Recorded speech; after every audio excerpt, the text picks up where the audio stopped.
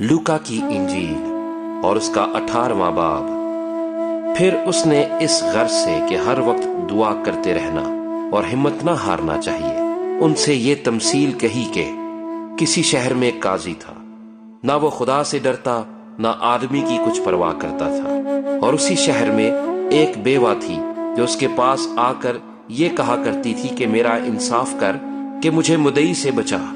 اس نے کچھ عرصے تک تو نہ چاہا، لیکن آخر اس نے اپنے جی میں کہا کہ گو میں نہ خدا سے ڈرتا اور نہ آدمیوں کی کچھ پرواہ کرتا ہوں، تو بھی اس لیے کہ یہ بیوہ مجھے ستاتی ہے میں اس کا انصاف کروں گا، ایسا نہ ہو کہ یہ بار بار آ کر آخر کو میرا ناک میں دم کرے۔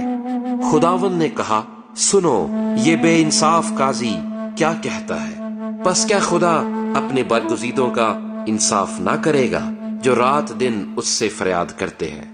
اور کیا وہ ان کے بارے میں دیر کرے گا؟ میں تم سے کہتا ہوں کہ وہ جلد ان کا انصاف کرے گا۔ تو بھی جب ابن آدم آئے گا تو کیا زمین پر ایمان پائے گا؟